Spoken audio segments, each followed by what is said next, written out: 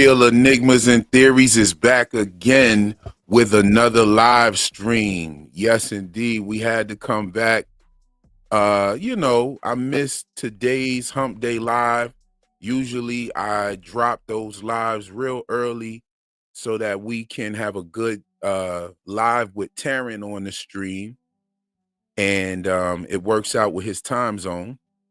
But this week he is in Egypt and he wouldn't have been able to attend anyway. And so I had some things to do, and I just decided to go live later on this evening after Tony. Let Tony get the great live on. I listened to his live while I was in the car, but I'm back home and it's time to cook up live with PM. She's joining me on this live. And congratulations to you, PM. Thank you for joining me, and congratulations on starting your channel. I know that that's what everybody was waiting for. I'm gonna go get that link, and if there are any mods that pop up in there, as a matter of fact, I'll do you one even better. I'm gonna just drop you a wrench, and you could drop your link in the chat Awesome. periodically throughout the live so that people will know where to find you. You know what I'm saying? So I will be doing Awesome. I'll that. try to do that. I don't know how to do a lot of the stuff, you guys. But first of all, welcome. Thank you, Real. It's an honor to speak with you again. This is the channel that started it all. Real's channel just, I became a fan. Then, I was obsessed with From, and he encouraged me. And I told Real this, but sometimes people will be very nice and tell you maybe you should do something, but Real keeps it real. So if he gives you a compliment, he means it. And that's why I started. So thank you so much again. Oh, you're very welcome. I am looking for you right now in my and it's PM philosophy, right? Yeah, it's PM case files. PM case file. And Yes. is that all one word? Yeah, PM case files. Okay.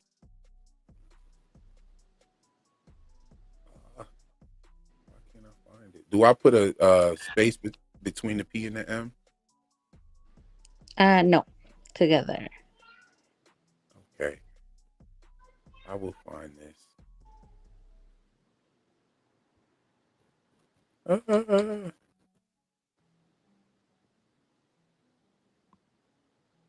okay, I can't find it, but I will find it. And Yeah. hold on, let me see something. I know I shared your post earlier, Mm-hmm. so that should be there. But I had a great time listening to Tony's live, Oh, yeah. and I read the chat as good as I could while I was driving, and then I stopped and I paid attention to what I was doing. Um, w- uh, you know, uh, Saji had some real good advice for me not to text and drive, and I had to take her. After she said that, I said, "You right." She was like, Mm-hmm. "Right about what?" I said about texting and driving. So Mm-hmm. I I said, "Oh man, she's right." I just jumped off and I listened and I looked at the chat, and what I noticed is that everybody's kind of getting the same vibe from episode 9. However, Mm-hmm. the things that are likable about that episode seem to be a real consensus amongst the community. It Mm-hmm. seems that everybody does agree that this episode was slow. However, it did speak to the emotions and the changes that these people are actually going through. And with seeing I think the visual aspect of that was actually seeing Fatima drink Elgin's blood out of that jar like that. That right Mm-hmm. there was very represented, very symbolic of the changes that everybody is going through in this place. So I what agree. what Oh, were you thought? It kind of stems off the conversation we were having the other night. But go ahead. Yeah, of course. I agree. And I would like to point out that for me, what really stood out was the fact that they addressed the boy in white looking different. So I really like that because I think it connects to what you're saying. They are addressing the fact that the characters are changing, the entire place itself is changing. There's snow, then there's no snow. They look different, they're going through different things, and their characteristics, what they would normally do, is also changing. They're not, the boy that we used to know and the Victor that we knew or met in season one. So I think that that in itself, to me, it was a beautiful way to wrap it up by saying to the boy in white, you're changing, and him accepting that and saying, yes, everything is changing. Yes, and I yo, how slow the episode was, it did bother me at first. But now looking at that and seeing how that point was really driven throughout the community, no matter what type of theories you have, and everybody kind of caught that message, it's really dope when with those lines that you just brought from Victor and the boy in white, and even them having the conversation was such a pivotal moment. It screams, pay attention to what they're saying right here. We're talking about the changes of the people. So I don't know. I might have to readjust my assessment of this episode. And to be honest, like it's really pulling at my strings to reassess the entire season so far. Well, um, I think that's a good way to look at it, right? We also don't want the writers to do everything we want. It's kind of cool when we see something on the screen that we talked about, but we want them to be authentic. So, I'm just kind of like enjoying the ride and trying to look at what was the good stuff that we got and trying to be content, trying to be like really excited about the finale. And out of everyone, I mean, I'm not going to ruin anything, you guys. I'm not going to spoil anything. But out of everyone, this channel has a ginormous reason to be excited and happy and like, you know? So I if any, agree. like, let's go ahead and celebrate the way that the season is going. And that doesn't mean that we are not going to criticize the show. Of course we are. However, we're going to celebrate the positive things about it. Yeah, I mean, there are a lot to celebrate. Wait till you hear my esoteric breakdown. This one thing that this episode didn't slack on was the esoteric gems that they are very notable for. They've always done this from episode one all the way to where we are now. They've been able to pack so many different nuances inside of each episode. I know you guys have been noticing the yellow moniker that's everywhere. We know that we're looking forward to a man in yellow. We also see the yellow candles everywhere. Marielle had the yellow shirt on when she was doing the sacrifice ritual with Fatima and Nikki. The yellow is just everywhere. The yellow bile, uh, Mm-hmm. the yellow houses. There's Mm-hmm. just so many different, yellow themes in the show. And like I said, the yellow candles are everywhere in this season. Like in every episode, there's somewhere where there are a bunch of yellow candles. Mm-hmm. Even in Donna's recollection of Fatima's anniversary, there are yellow candles in both parts of her recollection. Her walking through Colony House, and just as she stops to remember and reminisce about giving that speech about Fatima being there for that year, it shows the yellow candles behind her and in Mm-hmm. front of her, and the yellow candles are not lit. But then in front of her, it shows the candles lit in her recollection of that time when she was giving Fatima the dream catcher. So I thought that all of the stuff was there. They definitely put it in there. I don't know if they thought that this episode would feel slow or not. I think that they were focusing on a bigger message about the changes that everybody's going through. And even the Mm-hmm. trailer that they dropped for the following episode, which is the finale, talks about this place has broken boy pretty much. Mm-hmm. Um, And I yeah, want to clarify. It's great that you bring that up, but is it Kotri? Am I reading that correctly? It's Kotri who says that line? yes, it is. Okay. Because then we have to question it. Kotri has been inconsistent since he died. So I don't know if I should trust what Kotri is saying. Mm. And I called into Tony's and they were talking about what does broken look like for Boyd. And I don't think that Kotri is being truthful. I don't think that broken Boyd is still fighting you, because that's still, when you're fighting against something, you are still trying. You are not broken. If you become a dictator and you used to be like a wonderful leader, you are still trying. You are not broken.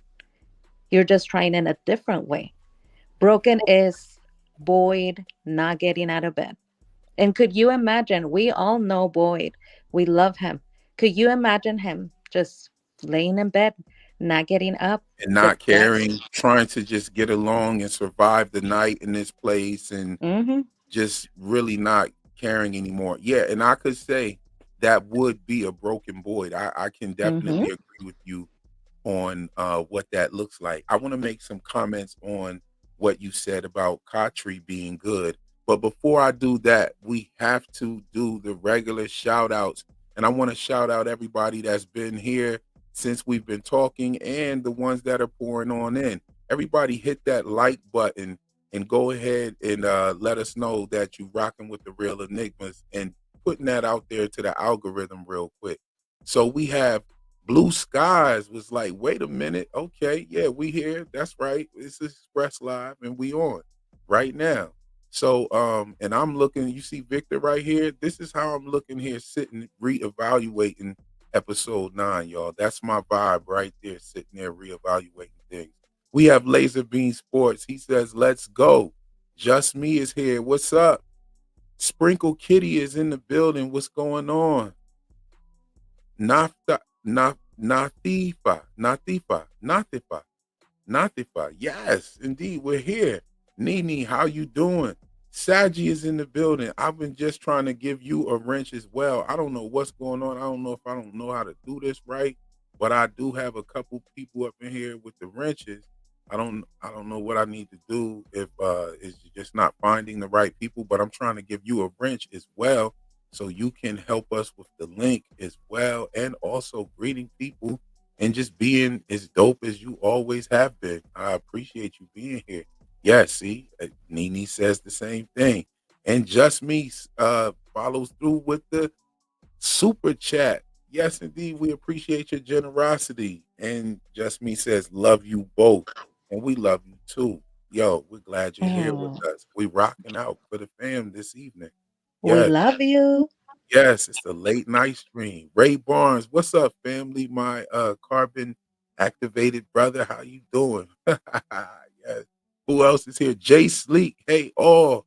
Real, you still driving? Nope. I took your advice, and actually that helped me get to my destination a lot quicker. I just listened, and I did catch your call in on Tony's stream, by the way, PM. That was real dope, and I love to hear it again, just like I did, especially about the parts of what a really broken boy would look like.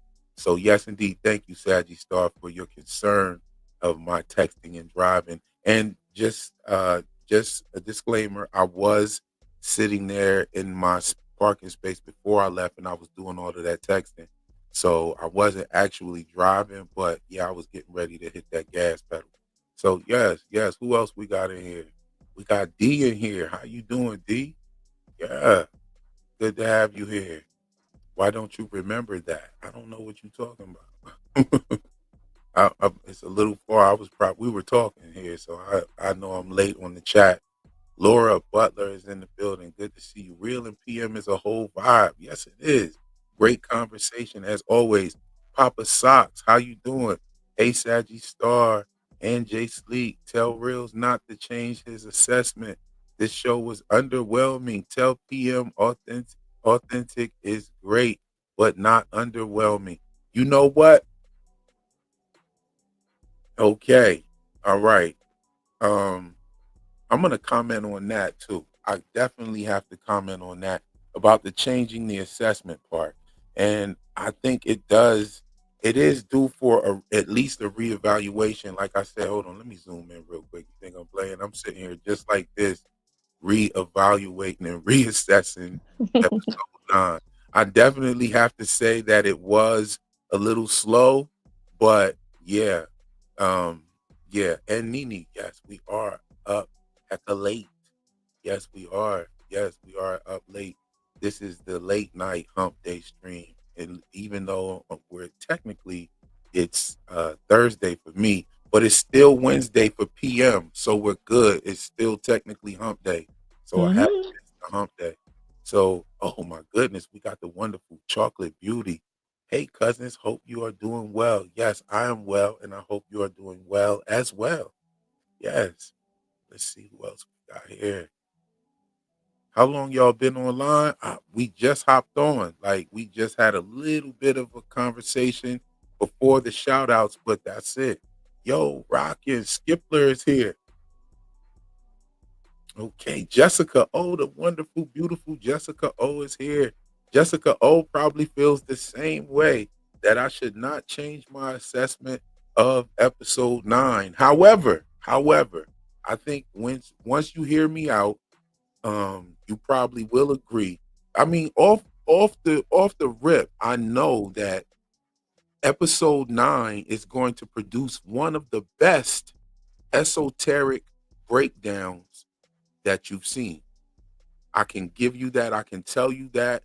I'm talking about we're going to the hand signs, we're going to Masonic shit, we're going to rituals, we're going to break down the colors, the candles. Oh man, we're going to break down the roots. The roots are very prominent within this episode, whether you noticed it or not. So, yo, this episode has definitely produced one of the dopest esoteric breakdowns of the series. So I mean, I gotta start looking at it like, okay, what are all the elements?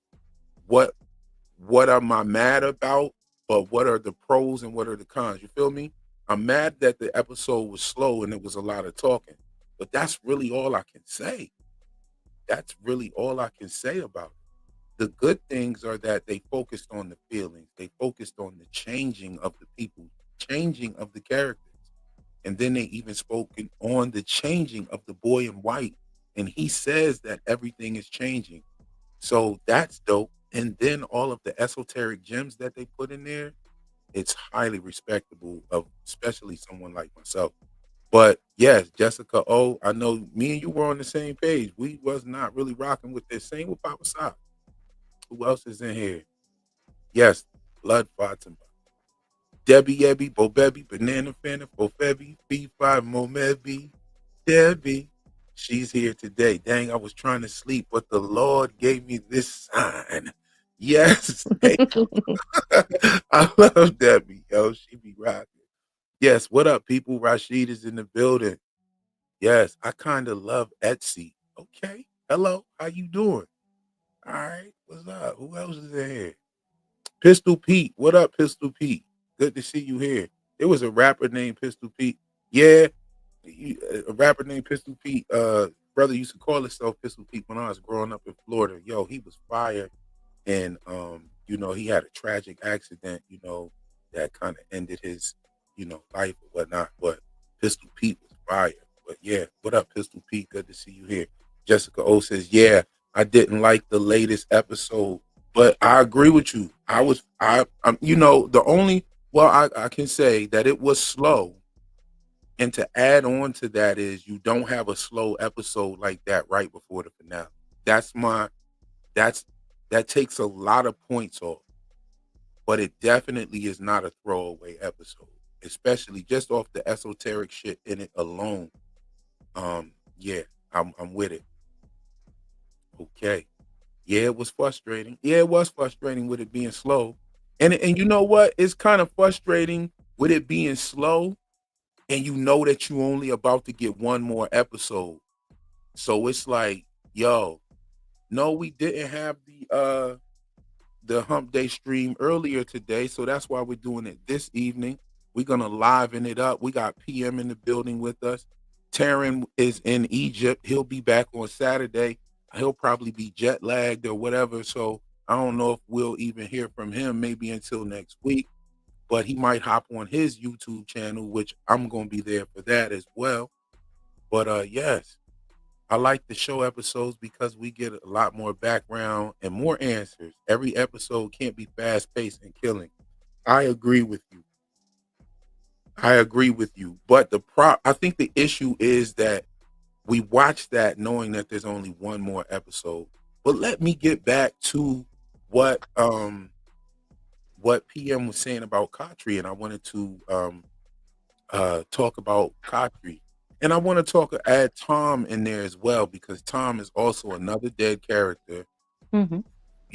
that was attached to the character that they're visiting. You know what I'm saying? I Mm-hmm. think Tom and Jade kind of built up a talking bond, in the bar.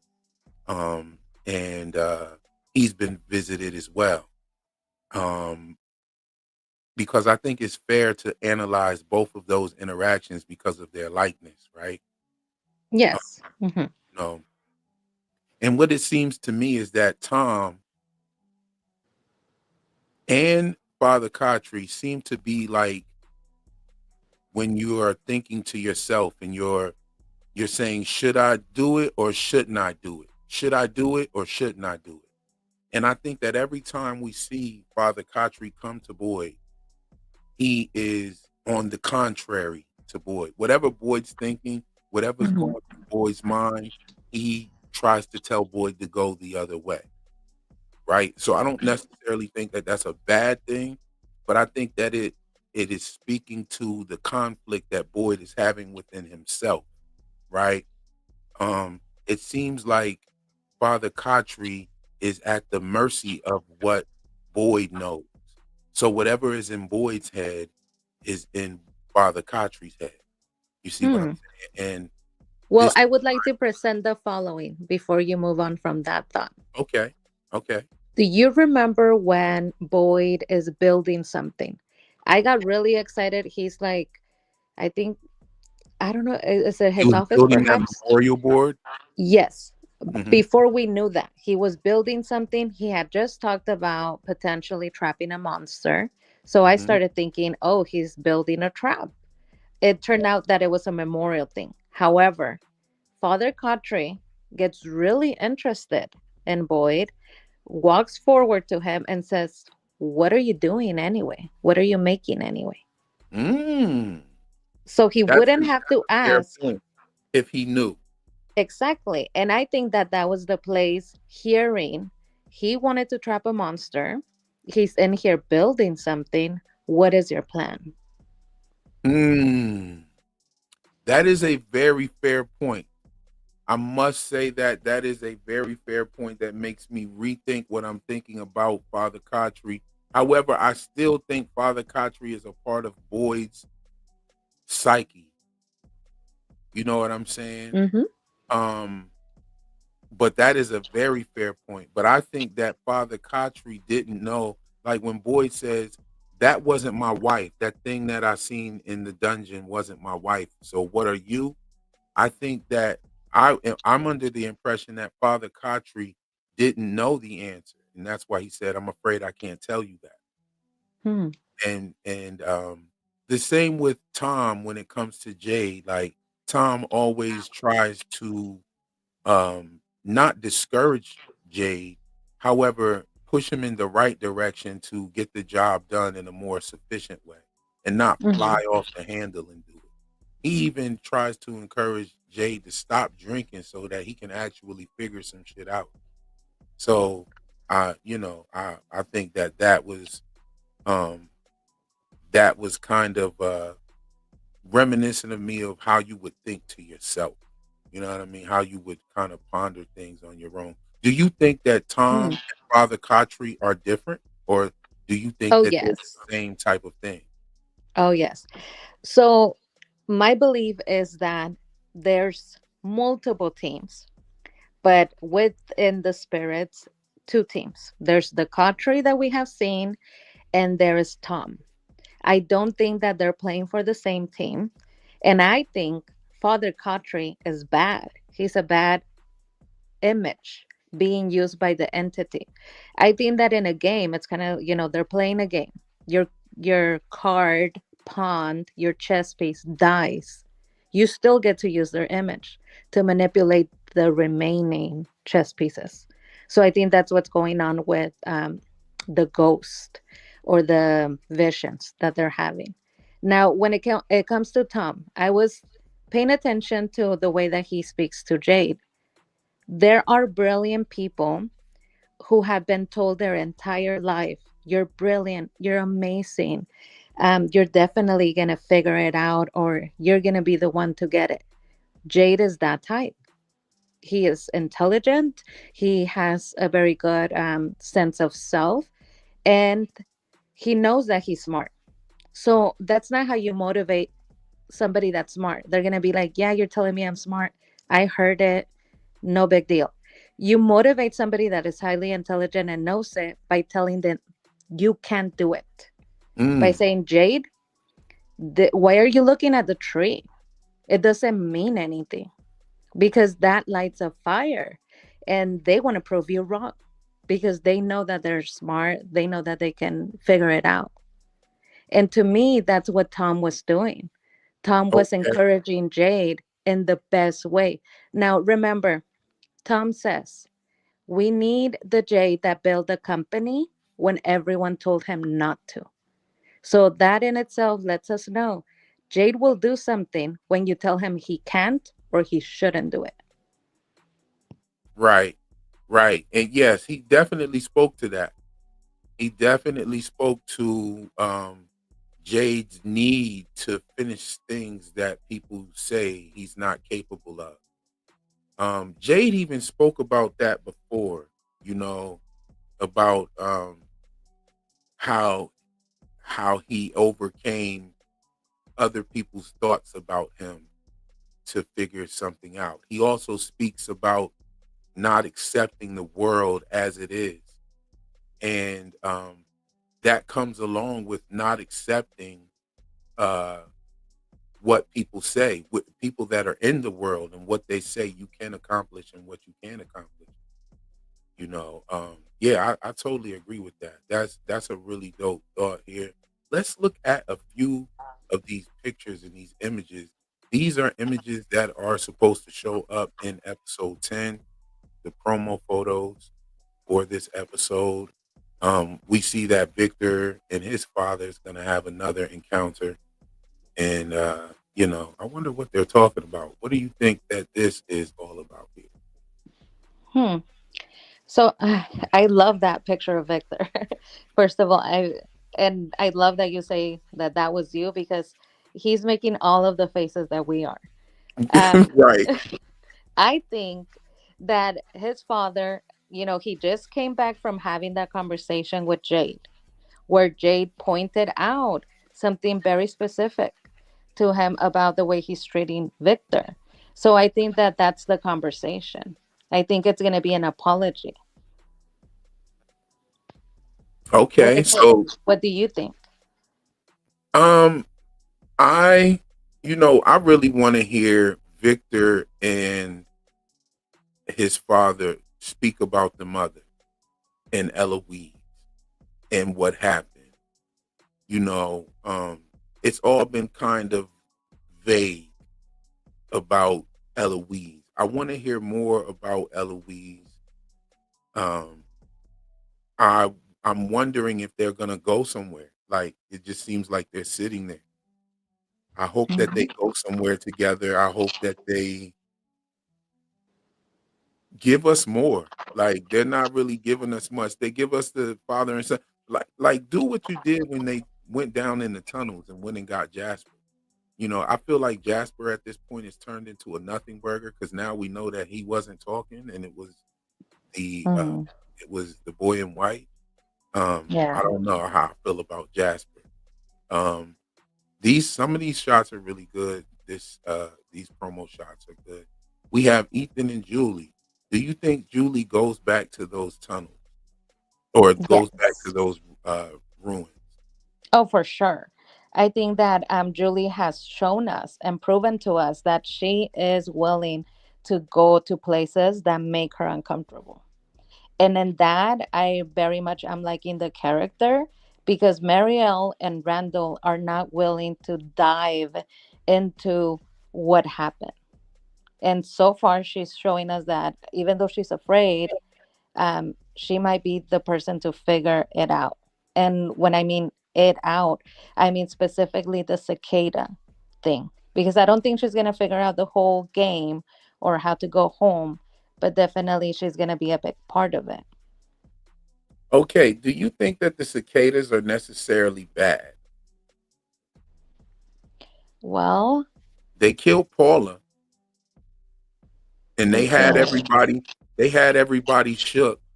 But if you think about it, no one went to sleep because they were instructed not to go to sleep, and that's just how like they interpreted what happened. Hmm. Like I think Paula was punished for how she treated Sarah. Hmm.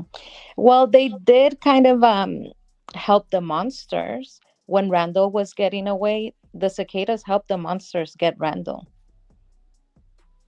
Yes, yes, they did. And Chocolate Beauty says, yes, they crawled in their mouths. Okay. Now, if if all right, so Martin gave Boyd the worms, and we're assuming that the worms is what helped him kill Smiles Davis, right? I'm trying to get it to you. I'm trying to get it to you. Oh, we got Dana in the building. Good to see you, Dana. The conversation's so good. I'm not even looking at the chat, y'all. I'm just looking here and there. You know what I'm saying? But I definitely have to keep an eye on the chat. Now, I think that the cicadas, if all right, the cicadas are kind of having the same effect as the worms. Boyd was in pain. I think he was in pain with those worms, but they were able to help him kill the monster. However, Julie was haunted by these cicadas, and now she's being haunted by voices. And she Hmm. said when she got to the ruins, the voices stopped. And it seems that these cicadas have now given her the ability to time travel. Um, what is that a net positive? Yes, I think that that's very true. And it's Like, yo, very. ask Mhm. yourself this: would you go through what they went through if you know you'd be able to travel through time afterwards? Would you do Oh, yeah. Yeah. What's a couple of cicadas? That's fine. I'll do it? it. Right? Okay. But I Uh, think it's very fitting that you mentioned Dana Marie in the chat because I think that the writers, the duality of something not being all good or all bad is there. And I know that Dana really likes the lost and from connections. Um, these writers, they're known to put out shows where you have to question morality and what is good. So I think that would be the perfect example, the cicadas. okay. Okay. So them killing Paula, what does that mean? Does that mean now here's just a quick nuance from me. I think that this is a game of some sorts, Hmm. and I think that they're different teams. So if the cicadas killed Paula, Paula was mean to Sarah. Because why else would she have been killed? Like there wasn't a reason to just kill Paula like Hmm. right. So I I think think you're 100% right. I That was think the they killed only thing we saw about her. You're right. We, other than what we know that she did to Sarah, I don't think that we ever had Paula say anything. That was her line. Yeah, yeah. She didn't even say anything other than being rude to Sarah, and Hmm. she was up out of here right afterwards. And I found it very strange that Sarah offered to bury her body, and then after she buried her body, she just is so comfortable sitting on that bed where Paula was pretty much broken up into smithereens Hmm. on the bed. And what's so crazy about what they did to Paula is they made her look like the slow walkers got a hold to her. So, Hmm. you know, I don't know. It could be a net positive. I don't know. If you're able to time travel after that, then that's fire. Hey, we got Chocolate Beauty, the wonderful, beautiful Chocolate Beauty has gifted 5 Real Enigmas and Theories memberships. Thank you very much for your generosity. And if you receive one of those memberships, thank her as well and celebrate with those emojis that you have access to. And all of the members welcome them into the Magnified. And thank you again, Chocolate Beauty, for your generosity. It hold on, wait, what is this right here? Okay. Okay. Chocolate Beauty, always so Five. generous. I had to try 5 more for Chocolate Beauty. Yes, indeed. Thank you very much, Chocolate Beauty. We appreciate your generosity wholeheartedly. Yes, this is a dope night, dope conversation. I haven't really heard many people like question the uh, meaning of the cicadas much, other than Nathan's dream. I thought it Hmm. was kind of dope that we got to get that from Sarah herself. So let's not forget Sarah herself also um, talked about the cicadas being a part of her brother's situation. And Hmm. I think it's very confirming that Paula, someone that was rude to her, is who suffered from the cicadas before anybody. You know, she That's was the true. yeah, she Paula was the proverbial bell being rang about the cicadas, which is crazy.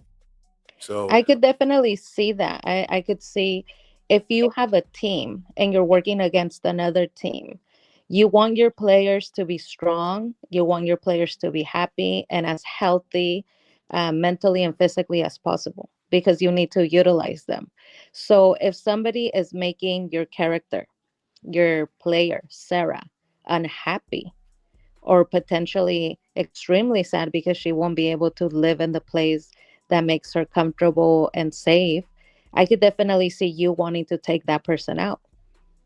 You want ah Sarah happy. yeah, so they might have violated by messing with Sarah. And Sarah is definitely at the grace of some sort of team member. But one thing about that is the voices that seem to haunt Sarah seem to taunt Sarah as well. Like, Yeah, I they think come that's from a taunting now. manner. Yeah, I think that's now that they know that they can no longer use her, they're trying to do whatever will work to gain control. So first, you gain control by being, you know, making them feel special, like we see Elgin's situation. You make them feel like they know something that nobody else know. They can help everybody go home. They're a hero, and the voices are good. When that no longer works, then you make them afraid, so that they could make the move that you want them to do. So I think that's what's going on with Sarah. Now they're ruling by through fear. PM, are you watching the live stream as well? Mm-hmm. Can Yes. you drop a comment in the chat? Because I just now realized that I can do it like that.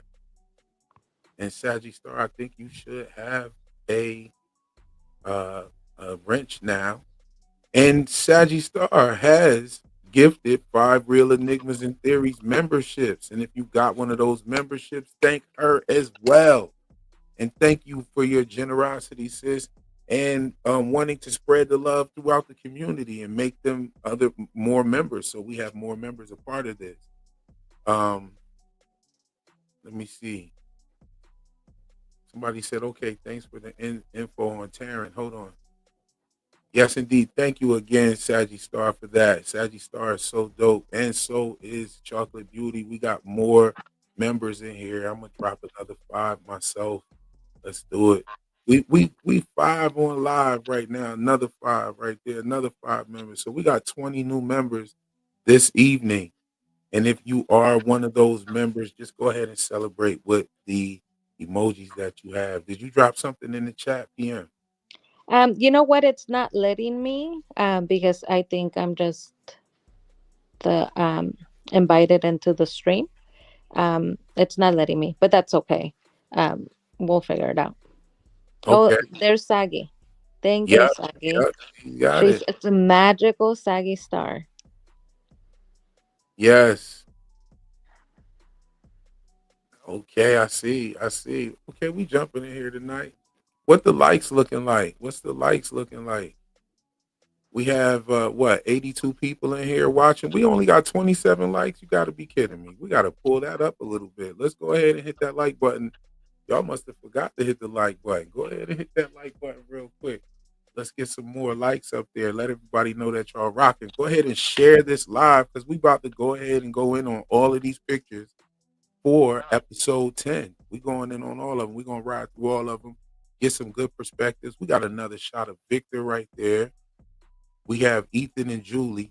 I think Ethan and Julie might be gearing up to go back to the ruins. I'm with you Hmm. on that. I would love to see them going, but see, then you got him going with Victor. So what's this? It's dope. Then he's with his dad. Oh wow.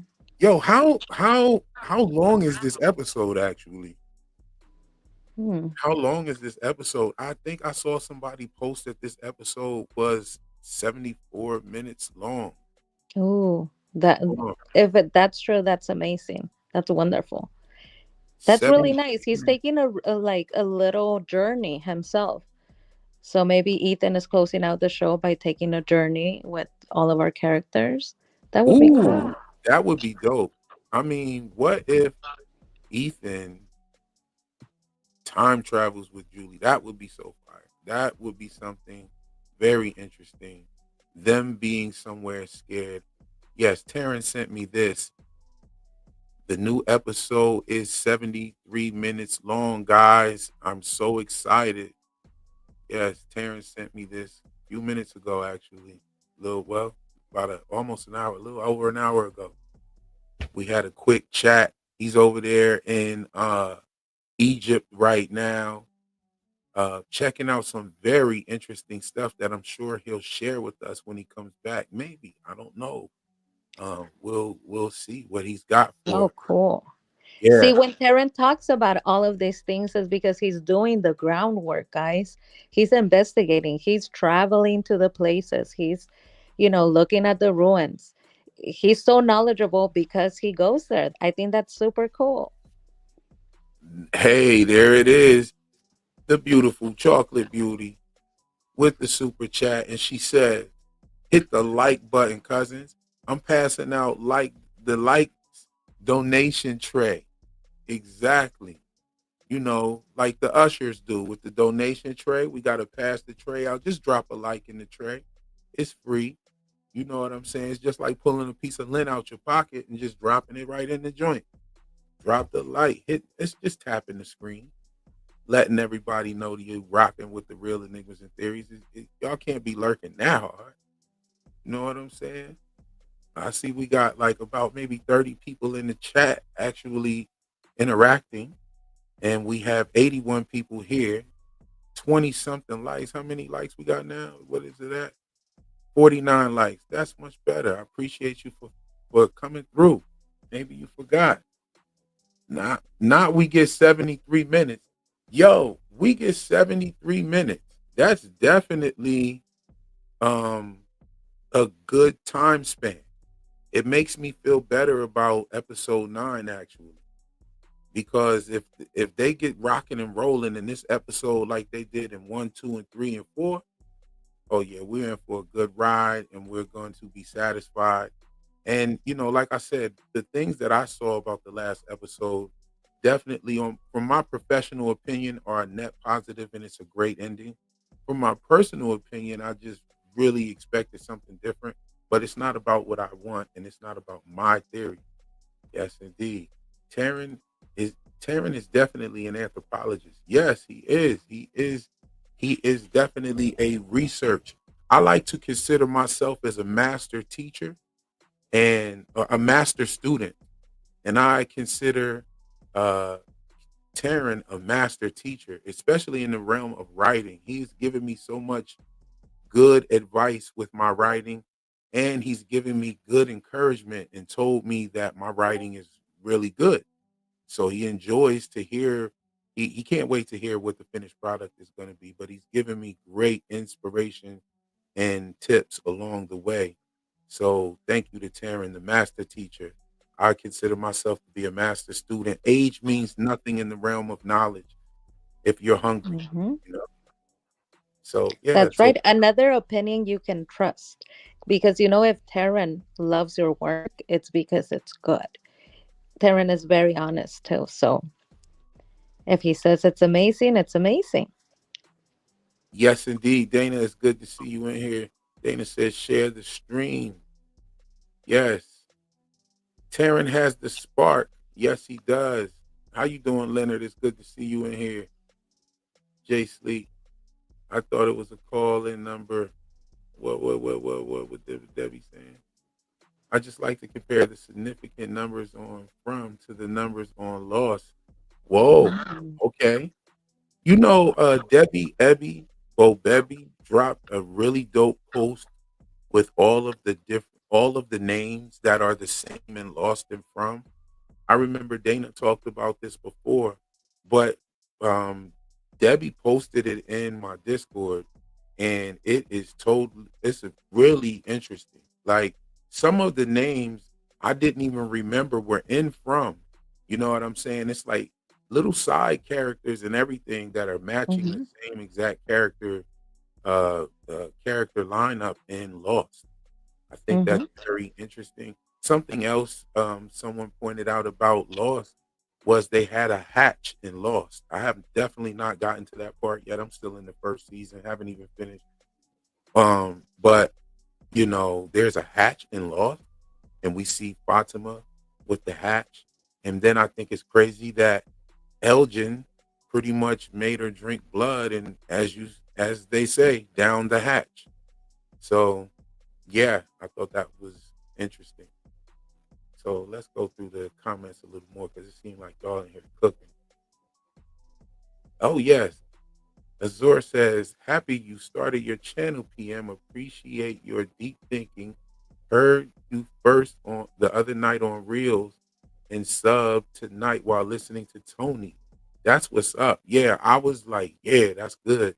And as soon as I got a chance to, I shared a post of PMs on my community page. So you can go run her numbers up real quick. She's going to be having some content and going live and doing some really good deep diving and thinking and giving you some original thoughts.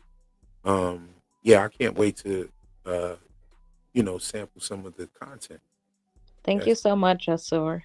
And Yeah. thank you, everyone that has subscribed. Thank you. Yes. Yes.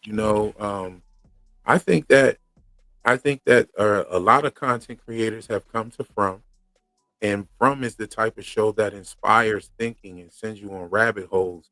So it's not surprising that they were able to pull together a community of people that are inspired to share their thoughts on the show. And I think that's good because it's going to keep us with enough content from enough content creators throughout the off season. And I'm wondering when they will start back up. I hope they keep the same season that they have now. I hope they start in September and run it out till Thanksgiving again. I hope that that's what they do. I love to see From during the Halloween season. I think Hmm. that's so dope and it's so fitting for a show like that. I want From to get to the level to where any other horror shows or mystery box shows will not want to have the same season and they won't want to be on with From because From is going to start taking all the numbers. I think that this season is going to be a net positive. Even if the spoilers are right, we're hoping for an alternate ending, but I trust Jeff Pinkner and John Griffin, you know, all the showrunners, and I trust the showrunners at MGM.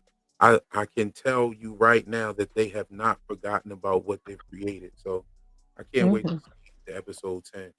But let's go ahead and flip through some more Yeah. questions. You can go And ahead. that regarding the writing, right? I Mhm. just want to briefly say the writers of From are geniuses. They came up with the best solution when it comes to writing. When you're trying to write a book, a show, a screenplay, the hardest part is deciding where to go and to not copy or not be too similar to something that you have seen before. Now, they are amazing in the way that they said, we're going to do it the other way. Our show is actually going to have everything that you've ever seen. And the names, we're going to just reuse the names from Lost. And we're going to have everything that you have seen in other shows make an appearance. And that's the way that they're unique. They're unique because they're not unique. I agree. I agree. It's almost like the English language. The English language is very unique, but it's not. It's an amalgamation of mostly other languages and altered versions of words from other languages um, Mhm. to make something very unique and different that most of the world actually speaks. Like a lot of the world teaches English as a second language. Mhm. So, I Well, and that's really interesting that you bring up the English language because we see um, the opening of the show, an American flag waving in the wind. And what is America a if not tattered American flag. exactly? So it's like, what is America if not a coming together of so many different people? And by them coming together, they also bring their gods, their mythos, their legends, their folklore, and everything's making an appearance. I mean, we have Kimono Lady. We have Kimono Lady. We have the Native American references. We have the Norse references. We have the Celtic references. We have the hoodoo and voodoo references.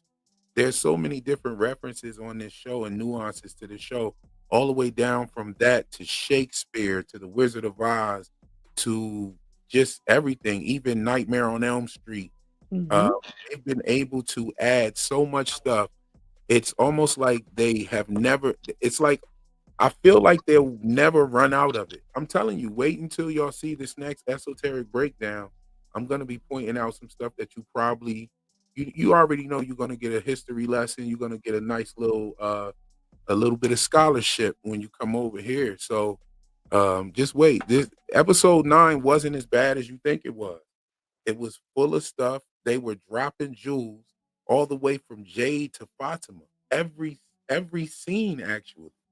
The conversations were were meant to speak in this English language, like we're talking about, to use certain things as anchors to esoteric points as far as etymology and where words started from. I noticed that with the Santa Claus reference, when Boyd said he was Hmm. stuck in the chimney. Yep. That that right there, like, okay, so that's where we actually got the word stuck from. The word stuck comes from being stuck in a chimney. That's where the word started at with little boys that used to go in the chimneys and sweep the chimneys and they would get stuck. And that's what they would call it when a kid got stuck. They say he's stuck. No Mhm. one ever used that word before that time in that way. So I thought that was really dope. And from has these guys, like you said, they're geniuses. They said they have walls and walls of information, kind of like the wall that Jim put up in the house. Um, I think that it's, you know, I think that that whole house was a rebellion against the place. Hmm. Think about it. Jim comes in there trying to figure out what's going on, and he makes a big wall with, you know, all of these Mm-hmm. different clues and possibilities. And Tabitha's digging in the basement trying to answer the question to where the electricity's coming from. This, That's true. yeah, their house was totally rebelling against this place and made it angry. And somebody was watching and told them to chill the fuck out in more than Yeah, one way. 100% agree. What's really interesting is when we hear the voice on the radio, we also see a storm coming, and it's dark clouds and rainy, and we had never seen rain or clouds like this in front, or a storm. So it's approaching, right? Mm-hmm. What's really interesting is that the god of rain, the Aztec god of rain, Tlaloc, he would rule in that manner. So Tlaloc would bring in storms. And the way that you would appease him so that he could bring you the right type of rain and not wrath was by sacrificing children to him. And I found that really interesting because it has a direct connection to a place of sacrifice. And it was specifically children. So when I saw that storm, I thought, you know, I think it's pointing in the direction of gods. These gods are controlling the place. Mm, I like that theory. I definitely do. Let me ask you a question. What do you think started the storm? Was it them tampering with the radio trying to make an outside call? Or was it Boyd and Sarah getting close to the tower? I think it was everything Okay. because that episode was really interesting. We had multiple people rebelling, just like you said. We had Tabitha digging, and she was closer than she had ever been to the caves, right? Mhm. Jim just finished his antenna, and Boyd and Sarah, they were finally able to see the lighthouse. So I think that it was everybody doing too much at once. Mm, okay. Okay. So everybody rebelling. You had a lot, like you said, you had a lot going on. You actually had Tabitha digging in the basement, Boyd and Sarah getting close to the tower, and Jim and Jade erecting the radio situation. Pause. And and with them doing so, pissed this place off. Even the correspondence that Jim received was saying your wife shouldn't be digging that hole, Jim. Hmm. Um, and if we which one of those things do you think pissed them off the most? Was it? Hmm. I think it was digging the hole. Digging the hole potentially. Digging the hole was probably like the if if these three things are pissing this place off, I think digging that hole would probably be the one. Hmm. You know what I mean? Because you're That would getting, make sense. yeah, you. I mean, she got all the way right there to the monster. I mean, yeah, she got there, and once And she got you there, know, go ahead. yeah, I was about to say it, an idea just popped into my head because it goes back to what you said. I think what you're saying is awesome because yes, they were all behaving badly, but do you recall we were talking about teams? You want to keep your team happy and healthy. So the person that's leading your team might not necessarily treat you kindly if you're stepping out of the boundaries. I think potentially even Tabitha's own player, her team, her leader, got mad at her because she's putting herself in danger. She went right down into the caves. She could have been killed, and Victor was waiting for her to usher her out. Yeah, I agree with that. I think it's very interesting. Where was Victor at the whole time? Was he under? Was he in the tunnels for all that time? That was a long time. Victor Hmm. went. Victor put Julie in the faraway tree, Then he went in himself and he disappeared. He disappeared, and we didn't see him again until he was in the tower. I mean, in the tunnel. And Hmm. he said that the boy in white told him to wait there. So was he there that whole time? That's terrifying. Like, what the fuck? I mean, he's so used to it, though. That's why they said, "You keep coming down here, Victor. We're gonna keep you." And growing up and from, you would imagine he would be curious during the day and maybe go down there and see what the monsters are up to. Or potentially, now that we have like this idea of time travel, maybe there was some time travel. And when he went into the tree, he came out like hours and hours later to when Tabitha would be finished with her digging. I agree. I agree. Let's look at a couple more of these pictures. This is, I believe, this is the shed. This is the shed at Colony House. This is not the barn.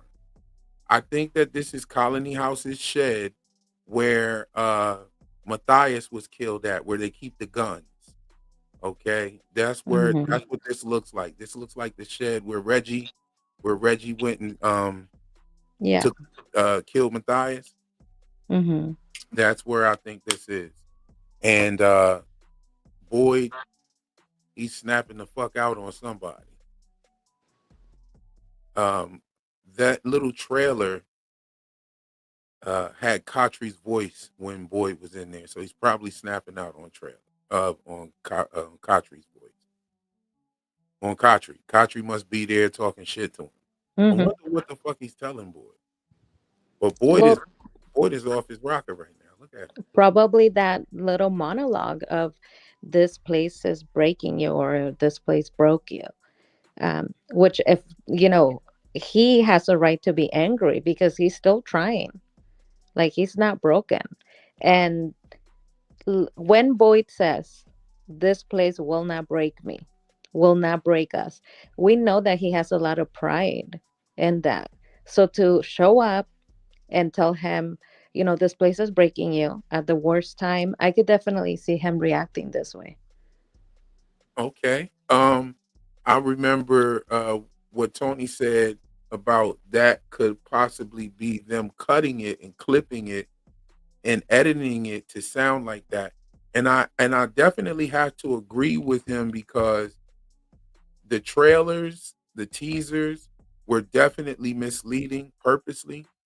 And I can definitely say that a lot of the pictures that have been in the promo footage or the promo pictures were not in any of the episodes.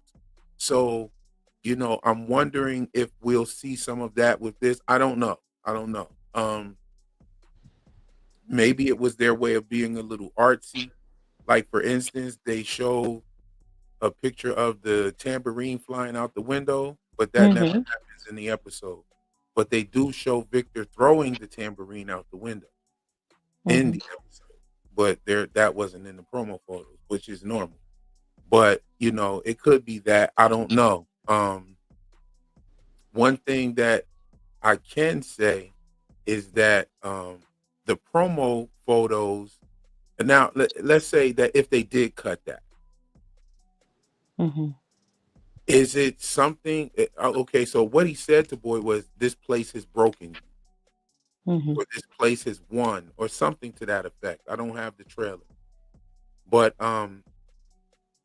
what does that mean? What happened then? If the place broke him and that's a clip and it's spliced from somewhere else, Mm. what I happened think that it broke might Boy? be just Kadri trying to taunt him because he's Does about to Ellis do die? Does something bad. Fatima die? Does Ellis die? Does Fatima die? Do you think something happens to one of them and then that's what breaks Mm, Boy? Does Boy n- get broke this season? no, no, not necessarily. So I don't think that. I would like to believe that something's gonna happen with that pregnancy. But you know how Ellis and Fatima, they kind of have this, armor, so they might just come out of it just fine. You think they Um, have plot armor? What gives them plot armor?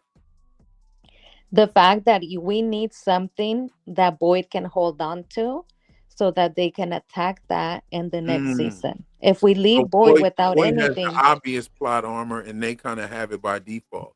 yeah, we need him to be afraid and to keep trying for someone. Well, And I can say if you kill Ellis or Fatima, you might see that Boyd that's just laying around in the sheriff station. exactly. And what would the episode be if we don't have this leader, and it would just be chaos? So I don't think so. However, when it comes to Boyd, um, and what Kadri taunts him about, we already know. We know that he told Ellis and Donna that they were not going to reveal the truth. So he went against his morals, his values, and instead of doing the right thing and saying Fatima killed Tilly, he's keeping that secret. So I could potentially see Katri taunting him and saying, "This place broke you. You are not the boy you used to be. You're keeping secrets. You're hiding the truth." Okay, Christine Jellybean says Jen's also time travel. Okay. Uh Jay Sleek says good point PM. I agree with that. That is a good point. Uh the inherited plot armor that Ellis would have because of Boyd. I mean, he has the obvious plot armor, him being the lead. He's the lead character. I'm gonna tell you, I was watching this show called Z Nation, and I watched it because Harold Perrineau was in it, and they killed him in the first episode. I was like, "What the fuck is this?" You know what I'm saying? So Yeah, I definitely hope they don't ever kill Boyd on this show. I no. maybe the very last episode, and they better make it fucking good. Yeah, Mm. Z Nation was fire, but they could have went. Yeah, yeah. First episode, they killed Harold Perrineau. Everybody watching that show was watching because of Harold Perrineau, and I know I mean, I could just imagine everybody screaming in their living rooms. What the And I mean, they killed him in the shittiest fucking way too. I was like, Mm. wow. I think I saw an interview with him about that. He laughed about it and everything.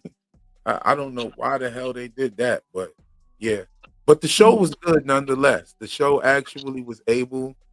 The events that they had following was actually good enough to sustain the show. So, Mm. like, what if the things that are happening do you think that Boyd just totally has the plot armor? Like, Yeah, I feel like the way that I see the show going is Boyd is the type of leader and the type of, father figure, really, savior, that the town of From gets. So we don't lose him. However, he is the type of leader that goes down with the ship. So I never see him coming home. D I see said him. goodbye audience. J Sleek said night D. I think D is saying goodbye audience if they get rid of Boyd. Am I right Yeah. about that, D? I don't think D is going to bed. I think D is saying goodbye audience if they get rid of Boyd. Mm-hmm. You know what I mean? Yeah. I Demo is in the building. What's up, Demo? Demo said, I think Boyd will die by the end. I Mm-hmm. think so too. I'm worried Yeah. that Boyd actually will die. Tiffany is in the building. How you doing, Tiffany? She says, I'm worried that Boyd actually will die. And I I don't think that it would be this season. And I hope that they keep him in there until the very last. I hope he dies getting everybody home or some heroic dope ass death scene or Mm-hmm. something where he's near death and they get him out as well and he makes it. Like I hope that happens. Like I like I hope that I hope that he's the Mr. Fish and Loaves that they portrayed him to be. Like the Jesus figure. Yeah. I was actually doing some research into the whole fish and loaves idea, the meaning, and one of the meanings is the organization of the church, the monarchy being Hmm. the fish, church and monarchy, and the loaves being the rule of law. And that's really interesting because Boyd, he is the law in this town. They didn't have rules, regulations. He came in and he established the rule of law. So I think that he's being taunted because he's going against that established rule of law, going against the fish and loaves.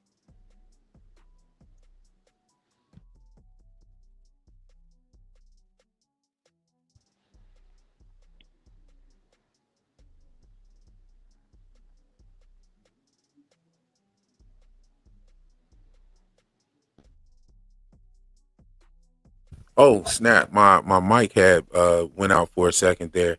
And I was saying once again, I actually agree again with what you're saying about the fish and loaves terminology because my my theory on the Mr. Fish and Loaves is what actually helped me link the two scenes with Tabitha and Julie and the Mr. Fish and Loaves. You know, I noticed the Vesica Pisces between the Tabitha and Julie scene and also the Tabitha scenes when she went to the tower. Hmm. However, Mr. Fish and Loaves is the story of the two fish, and the two fish is the sign of Pisces. And also you have the loaves of bread is in the shape of the vulva, which is translated to the word egg. And so that's where I got that, you know, from. And the Mr. Fish and Loaves name is also again a Jesus reference. And it's also found the story of the fish and loaves is found in the book of Matthew, which Hmm. is also brought up by Father Kotri. So I thought that all of those things were dope. And I have to agree that I think it gives them indefinite plot armor. However, when I was watching the show, I thought Father Kotri had plot armor too, right? Um, Yeah. because he was such a dynamic character. And when I seen him, and I'm pretty sure a lot of people can agree with this. I always take you back to the first time you watched From. Just remember the first time you were watching From, you saw the Father Kotri character, and then you seen Sarah try to kill Ethan, and Father Kotri walks down there in that basement and says, "We have to talk." That he seemed so menacing to me at that point, and I really had a side eye on Father Kotri. I was so shocked when they killed him. I was literally shocked. Like, Hmm. what? I was like, yo, he's the most dynamic character other than Boyd in the show. Yep. So, you know, I can see why they brought him back for season two. You know what I mean? Yeah, that's a great point because sometimes we do think that some characters are um, necessary for the show, like absolutely necessary. They're crucial. Like Tian Chang, I was really upset when they killed her off because she was the heart of From. So even though it made sense to hurt the town in that way, I was shocked that they would pull such a big move to kill her off. And then, I kept hoping that she would resurface as a ghost or maybe to Kenny. Um, but I think it's best that she didn't because ultimately I do feel like the apparitions are being used, being played. So it's best that she just rest in peace. Yeah, you know, here's the thing. It seems like they only killed Tien Chen to kill somebody we cared about. Yeah. They didn't give her death much meaning other than the entire ritual that they did with the egg plate. Mm-hmm. That needs to pay off in some way. Oh, the egg. Okay, so before we move on, what you just said, the egg, right? Creation.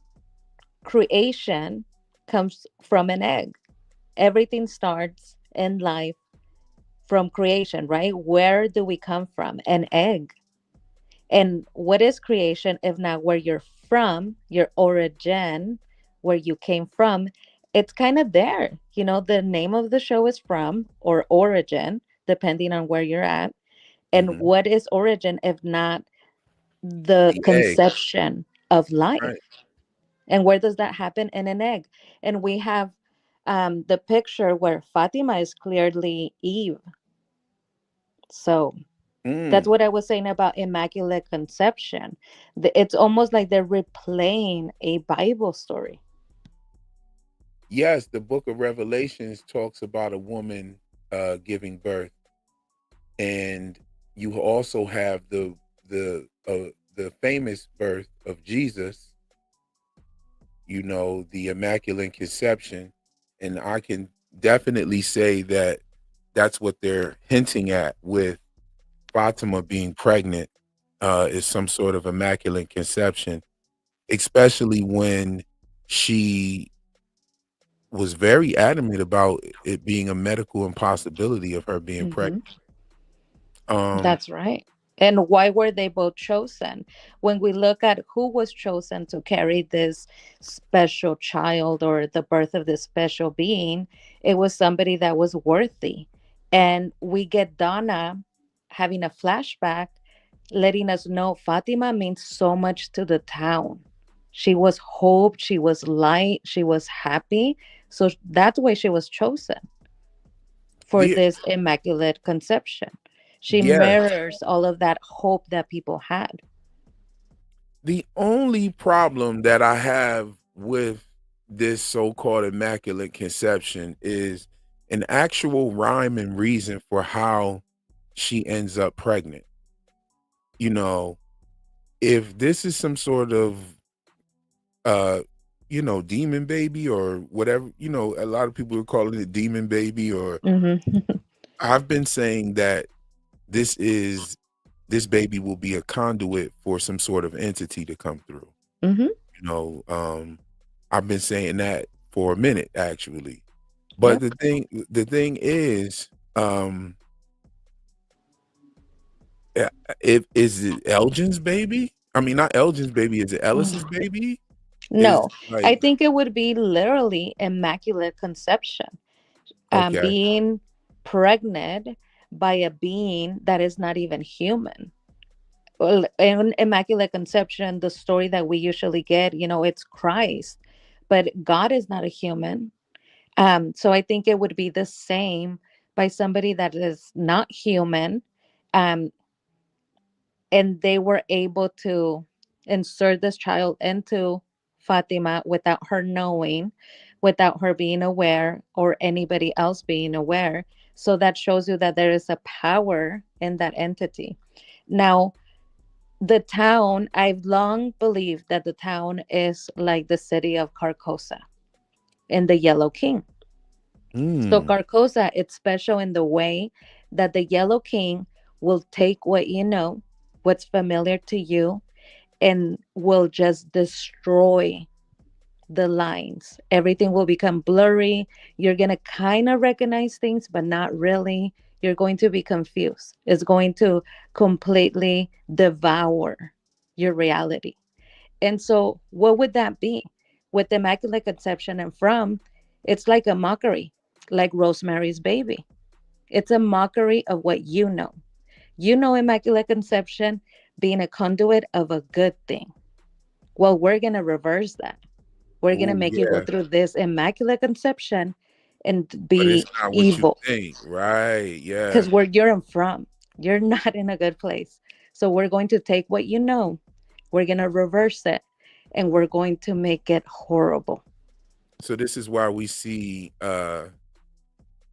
Fatima pleading with Elgin, like, "Hey, look, dude, I seen that creepy kimono chick you've been talking to.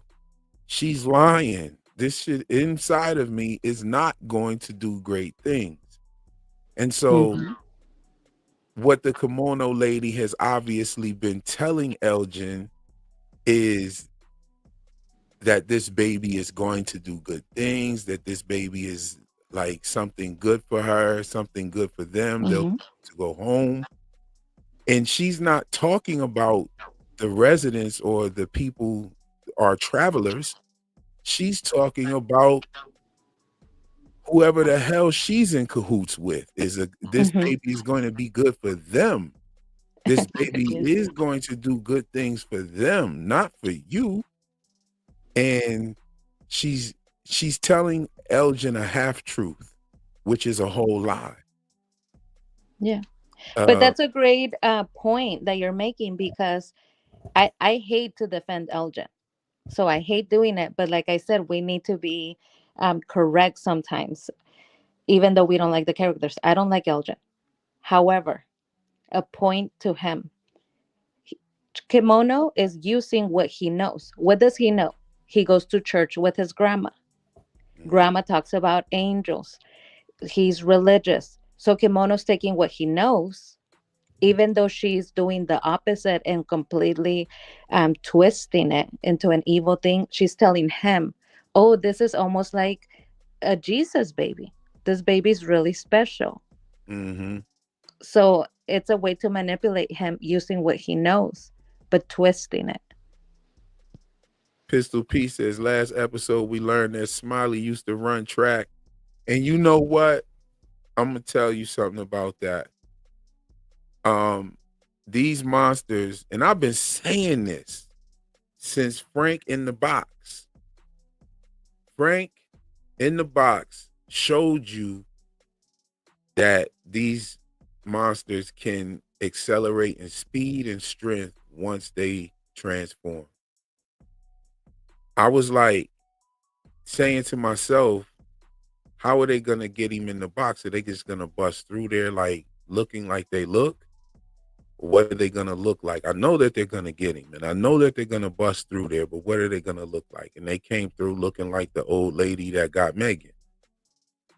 And now we see that Smiles Davis darted and tackled. He tackled Shorty, He like tackled her. Yeah, he did. he straight tackled her. And once he tackled her, Tabitha reacted in a way that reacted in a way that was very strange that I couldn't really pinpoint, to be honest. I couldn't really pinpoint Hmm. if it was her or if she was witnessing it. Because if we want to go by the camera perspective, then Tabitha witnessed it. She didn't, I would have, if it was Miranda and if she is reincarnated as Miranda, I would have loved to see it from a first person perspective. I would have Hmm. wanted to see Miranda not, I wouldn't have wanted to see Miranda at all. They could have just showed Smiles Davis running, transforming and running towards the camera. Hmm. First person, that would have really drove the point of is she Miranda or not. What we do know is that Eloise ran behind Miranda. So what if Tabitha was remembering is actually Eloise's memory of watching Hmm. Smiles Davis kill Miranda and tackle Miranda? You know, if you're having a memory of getting tackled, you don't see yourself being tackled. You know what I mean? Yeah, that's a good point. Nothing can be discounted right now. I think that really, and this is where the disappointment comes in. When you have such a powerful title like Revelation, you should have revealed something like that. That scene that you're describing would have been perfect. I feel like they kind of showed us some things, but they kept still like in their back pocket the possibility that it's Eloise and not Miranda. Jay Sleek says Eloise is smiley. I love it. Uh Pistol P says exactly because the view was in third person and not POV.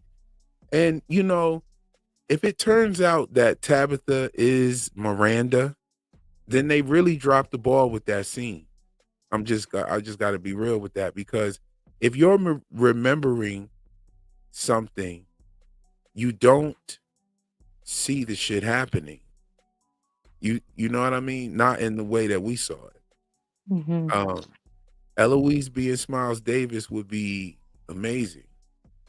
I put that right up there with Elgin being Fatima and Ellis's baby boy. Mm, But I think we can put that. Check this out. There are people that's really still believe that right now. I'm sure, mm. especially with uh Elgin acting as if he's the damn midwife and shit. Yeah. Elgin knits leg warmers and is a midwife on the side. Like, what the fuck is he got going on?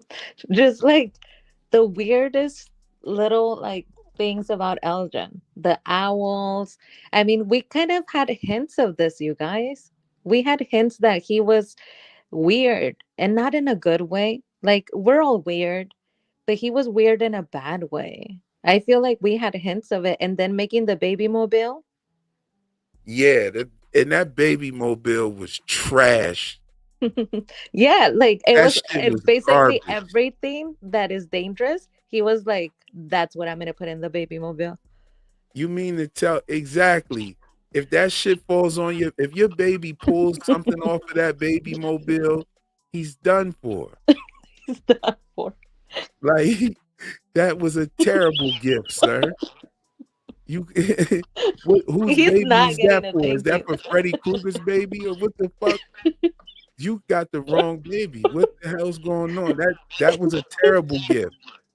Like how Victor told Ethan that that orange Oh yeah, marker was a terrible gift. it's That all was a dried out. yeah. That baby mobile was terrible. That shit looked trash, bro. It wasn't even symmetrical. Like, Mm-mm. bro, try again. You need to go back to like kindergarten arts and crafts class, bro. You're trash. You know what I'm saying? And hanging Your up the baby is done photos. for. Yo, I mean, what else can you I mean, this guy knits. He knits sweaters, scarves, Mhm. owls, and leg warmers. And you That's mean to right. tell me he couldn't come up with a better mobile than that? He could have knit little owls, and the mobile could have just been little knitted owls, soft. That would have worked. Yes. And I was so happy to hear somebody agreeing with me on Tony's live when the girl called in and said about Acosta's wearing that damn cop uniform. You Hmm. know damn well it's been several days. If Henry can change clothes and take a bath and wash his ass, and he's a drunk, then what is Acosta's excuse for wearing that musty ass cop uniform? You know that shit smells like sour sausages and McDonald's fries inside of there. The crotch area is mighty loud. We know it. Like, It's stop just the playing with saddest me. thing for her. She wants everyone to know she's a cop. And if she takes off the uniform, we're going to forget. People don't know her. So the town is relatively new. Maybe, there's all those extras that never interact. They need to see her. Like she wants to make sure that she makes her mark. Yo,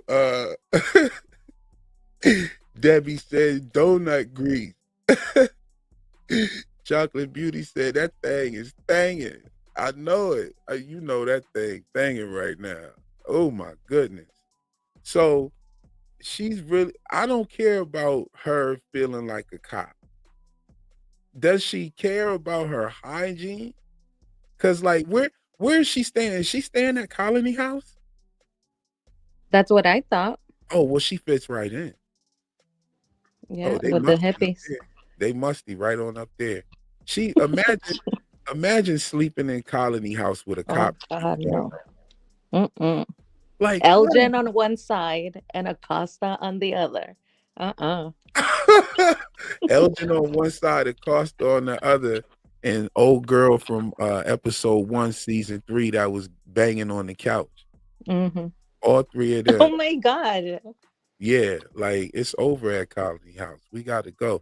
I think old girl got killed at the massacre, hopefully. But Hopefully. We yeah. haven't seen any of that behavior. I feel like they just put it in there because they're like, we want to remind you what they do in this house. But thankfully, they spared us from having constant craziness at Colony House. Poor Ray Ethan, he was right there. Ray Barnes Ray Barnes said Elgin smells like sweaty wolf titties. Yo,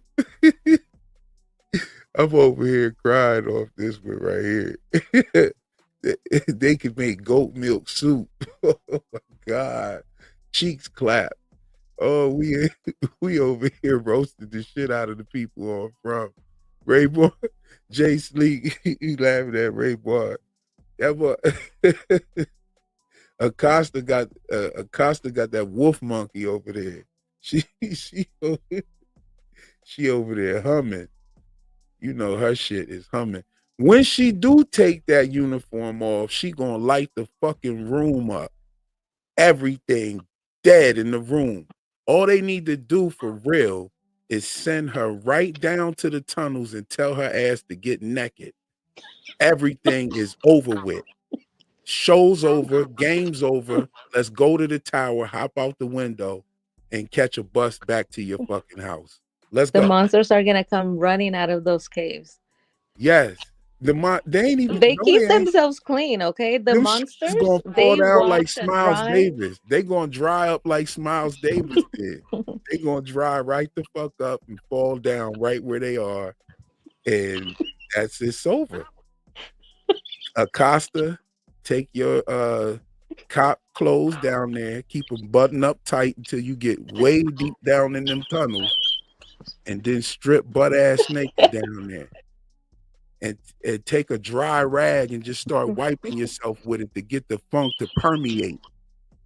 And everything is over. The game's over. Donna can take her hands out of pockets and we can go home. Yo, and for real, if Not the hands out of the pockets. if we want to be real, right? All they had to do when Dale showed up in that pool, have Acosta go down there, get naked. Dale would have ran right up out of that concrete. I guarantee you. I guarantee you. He would have been straight. We would have still had Dale, and Dale would we could have told Dale, see, I told you don't fuck with that tree. He would have been all right. He would have sprinted out of that concrete. Oh my goodness, yo. But let's go to some, let's go to some more of these pictures real quick. That's I'm Acosta, sorry, but I'm so Acosta gets accosted. sorry. Oh my goodness. I'm Oh my crying. goodness. I think the only monster that would survive is the mechanic dude. Cause he's the one that moved all that shit down there for the tea party and just fell asleep in monster form right there.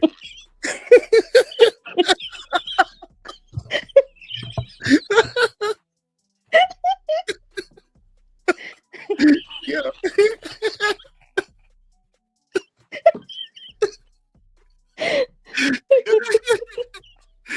he was he was in monster form and still couldn't run.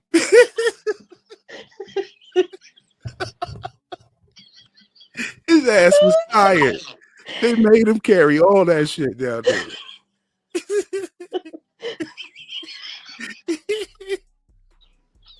Yo, word I'm dying. Oh my gosh. up. Yo, okay. So Jade's coming back. Jim's coming back to Jade for round 2. So if Jade don't get up and slap the shit out of Jim this time, I'm losing all faith. He got to cut the beard if he don't slap Jim. Like, really, like. But I think Jim has turned a new leaf, and I think, and I think that he's gonna come and apologize. What you think? Yeah, we kind of saw him going around and doing the apology tour. All of a sudden, he's like sorry for everything. So potentially, he could be asking him if he needs help. That would be nice. Yeah, I mean that would be on point. Especially Jim is not a dumb dude. Like Jim seems to be very resourceful and smart.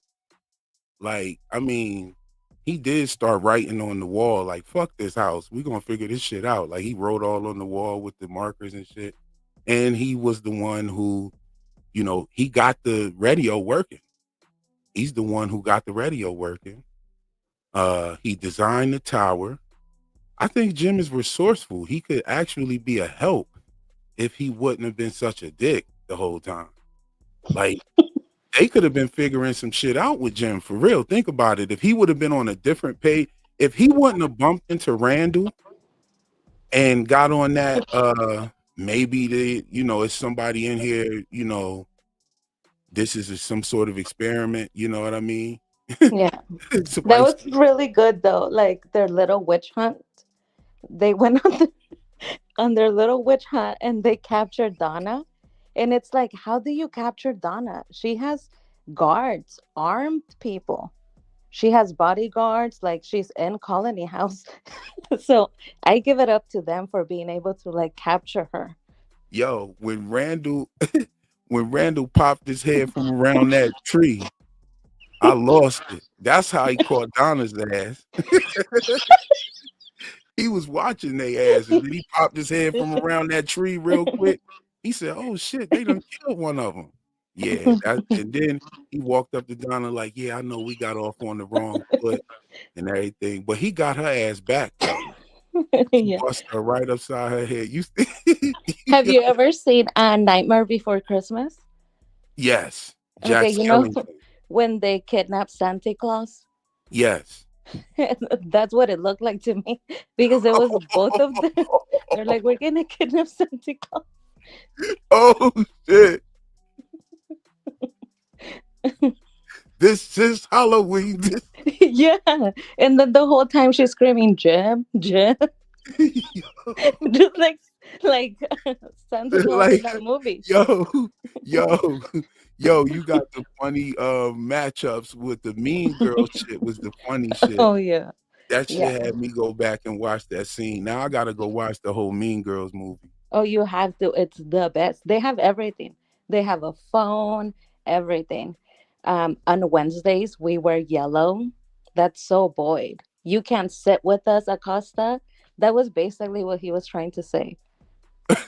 Yo, they still throwing Acosta jokes down there.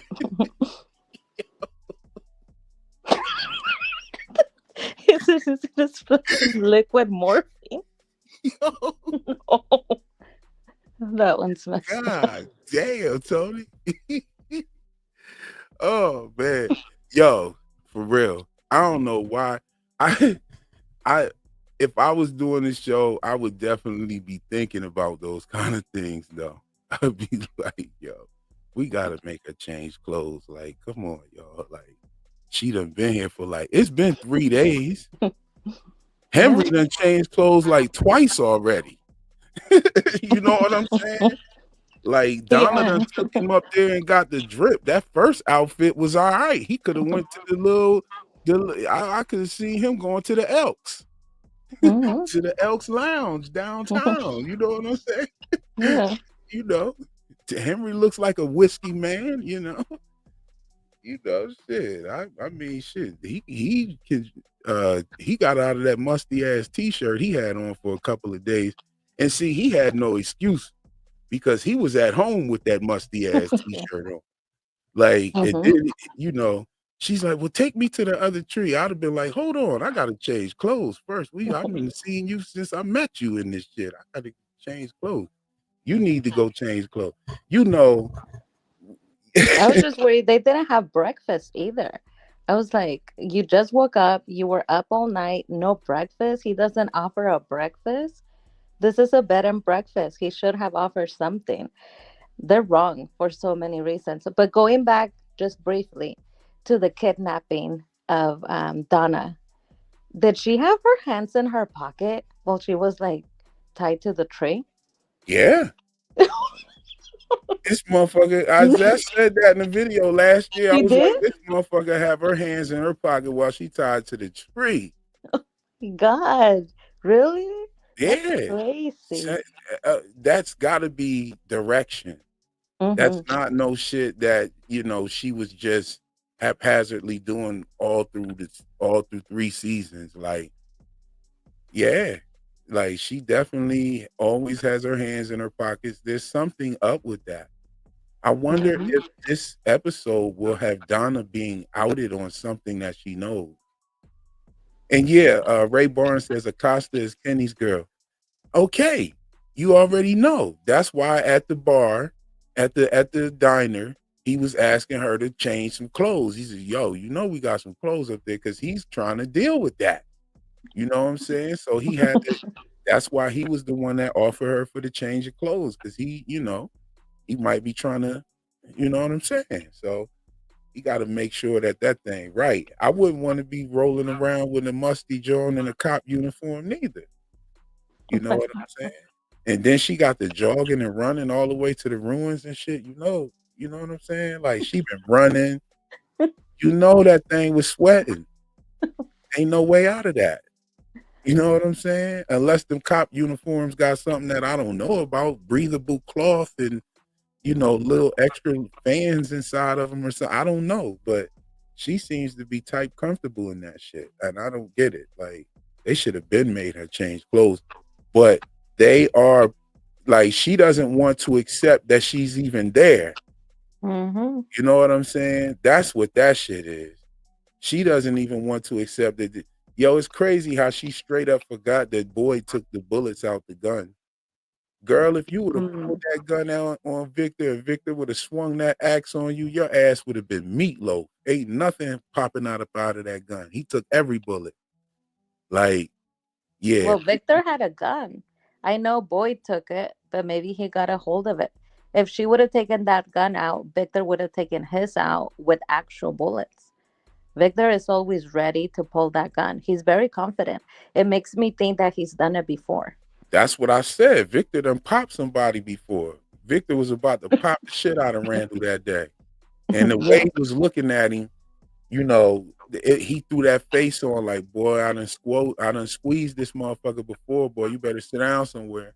Yeah, Like, he's like, and this isn't my first body. yeah, this ain't the first merry-go-round, nigga. I done this before. You better sit down somewhere. I got you. Like the way he was looking at him too. He was like, he was looking at him like, where should I shoot him at? Should I shoot him in his nose? Should I shoot him in his eye? He was like, should I shoot him in his neck? Victor was trying to figure out where to shoot this dude. It wasn't even a question. He's lucky Boyd came over there for real. Like, cause I think Victor would have popped him right there in front of everybody. Like Victor Hmm. pulled that gun out to save the Matthews from them dogs. He didn't pull the gun out to hurt nobody that first time. But Hmm. when Jim came at him like, yeah, didn't I tell you to stay away from my son? Then he started pointing that gun at him. He's like, yo, I will pop the shit out of you out here, boy. Like, you better sit down. Um, I think we'll find out in season 4 that Victor has already popped somebody. Hmm. I Maybe hope. that's like they keep hinting at Victor making amends with the horrible secret or horrible memory. And I'm thinking, what else could it be? Like, he knows his mother is dead. Eloise, apparently, he said was dead. So, what else could it be if not that he had a major role to play, bigger than what he's already told us? Because we know he's lying, he's You, inconsistent. you know what I would love to see? Now I'm gonna make a prediction. How long we've been rocking? We've been rocking since around 12 or so. So it's almost 2 hours. We're gonna end it up at 2. Right. Okay, so what it would be 2 for me and what 11 for you? Yeah. But okay, so all right. I'm gonna make a prediction. This is what 1:43, so it's about a hour and 43 minutes into the live, so I can remember where the prediction was at. My prediction is in season 4, we will find out that Ethan has already swiped Victor's gun from Boyd. Peep how he was popping up everywhere. Peep how he was everywhere. Peep how his attitude has changed. It seems like the only person he's really fucking with is Julie. Um, Peep how when they was in the diner eating, he got up and was like, "Yo, I'm going to the bathroom," and his mom and dad looked at each other like, "Yo, yeah, this kid is growing some balls or something." And so that gun is already in Ethan's possession. He already has it. He's swiped it from Boyd already. He's been popping up everywhere. That's my prediction for season 4. I would love to I would love to see if he's already got the gun in the last episode. That would be so fire.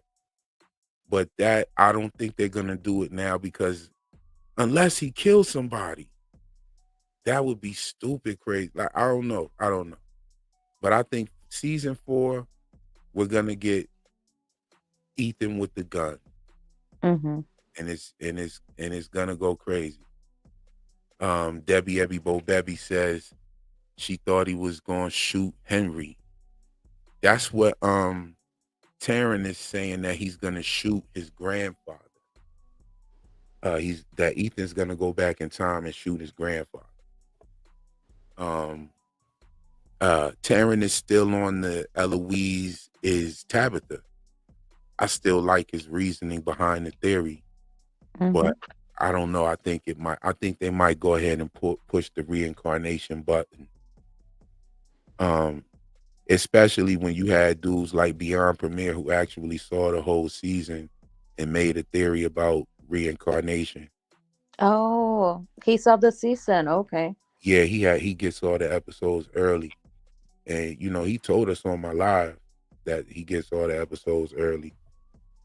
But my Oh. thing is, why drop a if you get the episodes early and you drop a quote unquote prediction that happens to be right, isn't Mm-hmm. that a spoiler? Like, Yeah, I was thinking that he was just, theory crafting right along because a lot of it, most of his stuff came true. yeah, you know what I'm saying? And being that you got the episodes early and you getting everything right, that shit's corny as shit. I don't know if we can talk about it. I ain't got no, problems with bro or nothing. But we could definitely talk about it. I'd like to have a discussion about it. Like, what is Mm-hmm. his thought on that? Like, what is his thought process behind that? I know if I get the episodes early, you guys, the only thing you won't hear no predictions out of me. You won't hear any theories out of me. All you will hear from me is esoteric clues. I break it down, and I'd already have all my videos done. I'd get them done. You'd get a lot of them too because I'd be able to watch the shit, sit there and work on my esoteric shit and just drop them. You know what I'm Mm-hmm. saying? And that's what I might do because the theory crafting is corny when you got dudes that'll drop spoilers and leaks and shit. You know Yeah. what I mean? And people come here for that esoteric shit anyway. So why not? Yeah, What that y'all makes think? perfect Let me know what y'all sense. think. I'm hearing what PM thinks. Let me know what y'all think. What you think, PM? Oh yeah, I think that that's like a really good strategy. And it allows the show to be what it's going to be. So in a way it's kind of letting go because when we're crafting theories, we kind of there's that anxiety of following the trail and keeping up with the clues, but in a way to say I'm not going to theory craft, I'm going to let it go, and I'm just going to watch what's on screen and give you the information that you may have missed, which I think that's why a lot of people watch your videos, because half of the stuff that over half really, I have sat there and had to like Google or look at things that you're talking about because we really do miss it.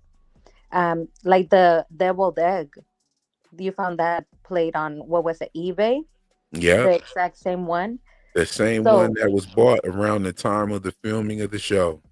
yeah, and I thought it was just a like really pretty design. I thought, oh, that's like a really unique and beautiful design, until you said it's a deviled egg plate. Then I saw the holes. I'm like, oh, that makes sense. The eggs go on the side. So um I think that's a really good strategy. Yeah, that'd be cool. I'm gonna drop it like that. I think people like that anyway. And I've seen some channels that like drop hidden theories of hidden meanings. Like the film theorist. He does really good stuff with like Pixar and Disney movies and stuff. My son's even like that kind of stuff. My 9-year old came to me a couple of days ago and said, "I want to do Real Enigmas and Theories Junior." Oh, so cute. That would be really cool. Yeah, and like, and he's dope anyway. Like he does stop motion animation. Him and his brothers, they're artists. You know what I'm saying? Like, yeah, I think I'm gonna, help him out and support that for sure. Real Oh, Enigmas and yeah. Theories Junior. Get ready, get your kids ready, get your nieces and nephews, grandkids, kids, get them ready because my little young bucks is coming with something heavy. Very cool. He already has a little army of littles that are gonna subscribe from Oh their yeah, subscribers. So oh that's yeah, really cool. oh yeah. So like, I think I should support that. He's dope anyway. Like they write stories and do stop motion animation, and they're very serious about their craft. They want to learn. They want to do editing, and they like being physical. They like playing, exercising, working out. You know what I'm saying? They're Yeah, homeschool boys. They were all born at home. You know, born at home, raised at home. that's amazing. Yeah, so I'm gonna rock with them like that.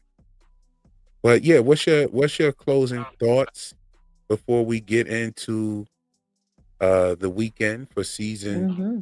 Oh yeah, I want to shout out everything real quick before we go. Um Tony is doing a 12-hour stream. He asked me to join. I accepted. So we're looking for a few more content creators. Maybe you can join as well. I would be honored, but I don't know, like, if he would want to have my tiny little channel on there. Oh no, it would be great. As a matter of fact, it's not about the size of the channel. You see what I'm saying? It's about the size of the mind that's running the channel. And you definitely are capable of coming up with your own installments for the community. And that it would be a great way to get you some followers and Yeah, work on that watch time hour. But very cool. Yeah, put in the good word for me. yes, indeed, I will definitely do that. We kind of have everybody already.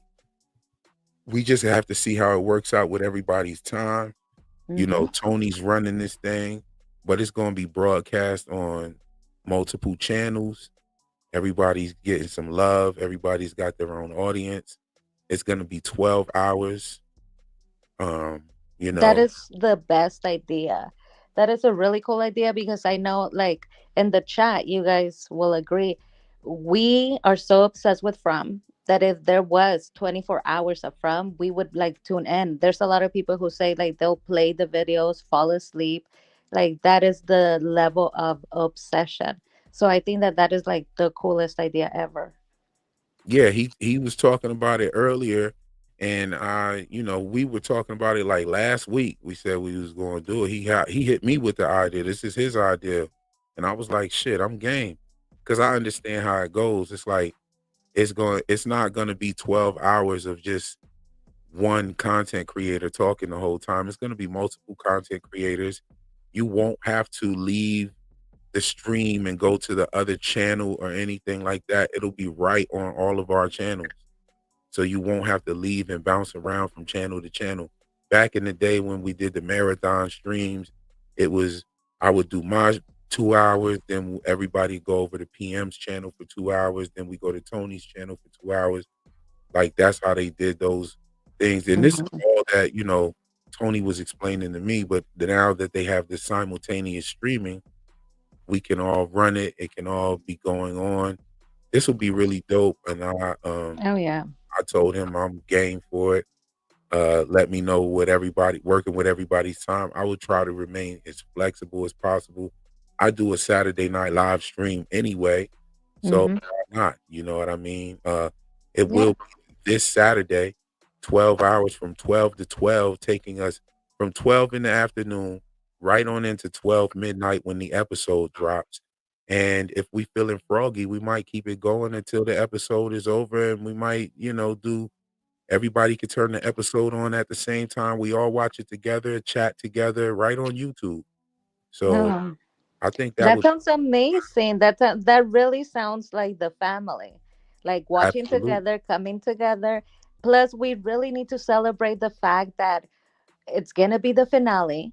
We know that we're gonna have to take a break from actually getting the shows and the episode. So it's a really good way to go out with a big bang and to like celebrate everything from. Yes, yes. And you know what? Debbie Abby makes a great point. She said she does that anyway. She bounces around from channel to channel. You know, she just pretty much goes through the bottle tree. There's a bottle tree on each of the main channels, and all of the ones she goes to, those are the ones with the bottle trees, and it takes her right to us when we're streaming. At the same time, she could just hop right in the bottle tree, come over here, and come over there. But this time you won't need to. At the same time, it would be good if you did. Even when the creator comes on, go to their channel, run their numbers up as well. Drop them some super chats, buy some memberships. Every little bit helps us content creators. You know what I'm saying? All of my donations, super chats, and all of that stuff are going towards the documentary, for the Newfoundland documentary. And I'm still on board with the plight of America. And I love the melting pot description that you brought together earlier, PM, about America being a Hmm. melting pot with different countries and different cultures coming here and bringing their mythos along with them. Because that is what is pretty much in my elevator pitch. When I tell people where Hmm. from is, it only takes me 30 seconds to just break it down on what I think is going on. And that is pretty much what it is to me. Yeah. So the Newfoundland trip will encompass the talk about the first indigenous people to encounter European settlers, which is the Beothuk and the Inuit as well. So that documentary is gonna be fire. It's gonna be a slice of fire. And so is the HP Lovecraft joint. We're gonna get into Hmm. all of that stuff. It's gonna be fire. Very cool because then you're gonna with HP Lovecraft, you'll be talking about the Yellow King. So I'm really excited for Yeah. that one because I think he's like one of the coolest entities ever. So that I'm really excited for that one specifically and everything else. And thank you so much. I know you said we're gonna stop at 2 hours. Thank you so much for having me on, letting me talk to you. It's always amazing because in the conversation there is seriousness, philosophy, and then I laugh so hard my stomach hurts. And I was looking at the chat and they were laughing right along with us. So it's always like you get everything in this channel. Oh, well, thank you so much. It's a pleasure having you here. And I feel the same way. Like I'm a reflection of you. You bring some very comedic vibes. You bring some scholarship. You bring some well thought out ideas about the show, the writing, the characters. I love having the conversations with you. And when you get your channel up and running to the point to where you're going live, please holler at me to come on over there and talk. I will let Oh every my god, of course. If yeah. you would if you would do that, that would be amazing. Yes, absolutely. Absolutely. Well, good night, family. Good night, familia. Good night, family. Yes, I love this live. Love this vibe. Always, indeed. Just a little something to think about while we wait on the next episode. That's all for the live stream this evening, y'all. Y'all catch it. We'll catch you in the next one. Y'all stay ill. Y'all stay real. Peace.